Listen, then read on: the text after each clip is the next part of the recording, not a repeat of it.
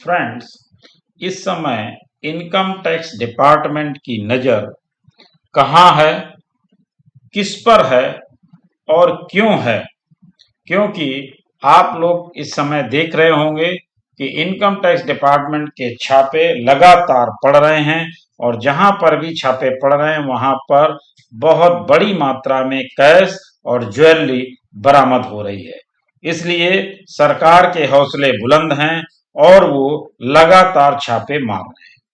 तो आज हम लोग इस विषय पर डिस्कस करने वाले हैं कि सरकार की नजर कहां-कहां पर है और किस-किस पर है और जिस पर है भी वो क्यों है और कैसे सरकार को ये इंफॉर्मेशन मिल रही है जिसके आधार पर ये छापे पड़ रहे हैं। तो आइए जानते हैं और सावधानी बरतने की कोशिश करते हैं।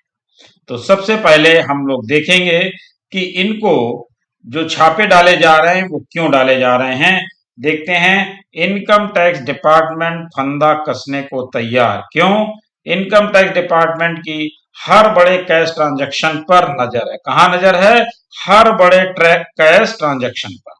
वह इस मामले में किसी मुरव्वत के मूड में नहीं है, यानी कि जहां पर भी बड़े कैश ट्रांजैक्शन की सूचना डिपार्टमेंट को मिल रही है वहां पर उन्होंने अपनी नजरें गड़ा दी हैं। कैश ट्रांजैक्शन पर इनकम टैक्स डिपार्टमेंट यानी आईटी डिपार्टमेंट ने गिद्ध की तरह नजर गड़ा ली है। आईटी डिपार्टमेंट की कई छोटे शहरों में मौजूदगी कम है, इससे यहां टैक्स चोरी की आशंका रहती है। यानी अब इन्होंने ये पता लगा लिया है कि लोगों की ये धारणा है कि छोटे शहरों पर इनकम टैक्स डिपार्टमेंट की मौजूदगी कम है और वहां पर टैक्स चोरी आसानी से की जा सकती है, कैश डीलिंग आसानी से की जा सकती है, जिससे डिपार्टमेंट को इसका पता नहीं चलेगा। लेकिन अब डिपार्टमेंट ऐसी जगहों पर ध्यान दे रहा है। वीडियो में अंत तक रहिएगा, जिससे अभी हम आगे डिस्कस करने वाले हैं कि किन किन के ऊपर खास तौर से डिपार्टमेंट की नजर है। मुंबई, औरंगाबाद, नासिक और जालना में स्टील मैन्युफैक्चरर्स के यहाँ विभाग को भारी मात्रा में कैश और गोल्ड ज्वेलरी मिली थी। इसी के चलते विभाग का फोकस कैश में होने वाले हर लेन देन पर है। टाइम्स ऑफ इंडिया को अधिकारियों ने बताया कि अलवर, कोटा और जालना जैसे छोटे शहरों में भारी मात्रा में कैश बरामद किया गया। हाल में विभाग के अधिकारियों ने मुंबई, औरंगाबाद, नासिक और जालना में छापा मारा था। इन शहरों में स्टील बार मैन्युफैक्चरर्स के यहाँ से भारी मात्रा में कैश और ज्वेलरी बरामद हुई। अब कई शहरों में आईटी डिपार्टमेंट की पहुंच सीमित है। इसने टैक्स चोरी करने वालों का मनोबल बढ़ा रखा है। उन्हें लगता है कि वे टैक्स अधिकारियों के रडार से बाहर हैं। अधिकारियों ने बताया कि चालू वित्त वर्ष से कैश ट्रांजैक्शन पर विभाग का खास जोर रहेगा। कई कारोबारों में कैश ट्रांजैक्शन का अब भी इस्तेमाल हो रहा है। ये इनकम टैक्स डिपार्टमेंट के रडार पर हैं। यानी ऐसे कारोबार जिनमें बड़ी मात्रा में कैश का ट्रांजैक्शन हो रहा है, ऐसे कारोबारों पर इनकम टैक्स डिपार्टमेंट ने अपना नजरें गड़ा दी हैं और उनके वो रडार पर हैं। अब देखते हैं वो कौन कौन से ऐसे व्यापार हैं जिस पर इनकम टैक्स की निगाह गिद्ध की तरह गड़ी हुई है। कई अस्पताल मरीजों से नहीं ले रहे हैं पैन। अधिकारियों ने बताया कि अस्पताल के मामलों में देखा गया है कि कई ऐसे हैं जो मरीजों से पैन नहीं ले रहे हैं। इसके बावजूद कि यह कानूनी तौर पर जरूरी है, इसके लिए डिपार्टमेंट हर स्तर पर कोशिश कर रहा है। वह कानून का उल्लंघन करने वाले अस्पतालों के खिलाफ भी कार्रवाई करने की योजना बना रहा है। यानी उनको लगता है कि सबसे ज्यादा अस्पतालों में इसकी सूचना नहीं दी जाती है और कैश ट्रांजैक्शन बड़ी मात्रा में किए जा रहे हैं। इसके लिए हेल्थ सर्विस प्रोवाइडरों के पास उपलब्ध डेटा का इस्तेमाल किया जाएगा। उन मरीजों को ट्रैक किया जाएगा जिन्होंने हेल्थ केयर फैसिलिटी लेने के लिए बड़ी मात्रा में कैश दिया है। दूसरी ओर अस्पतालों का पक्ष है कि मरीजों से हमेशा से पैन नहीं लिया जा सकता है। ये मरीज अक्सर इमरजेंसी सेक्शन में आते हैं।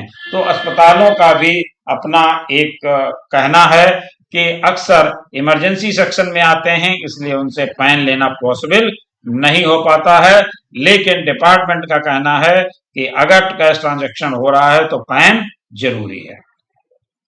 इसी तरह हाल के महीनों में कुछ बैंक्वेट हॉलों के खिलाफ भी एक्शन लिया गया है और यह बात सामने आई है कि उनके बही खातों में ट्रांजैक्शन हमेशा नहीं दिखाया जाता है। तो पहले नंबर पर अस्पतालों पर और दूसरे नंबर पर बैंक्वेट हॉलों पर भी सरकार की नजर है।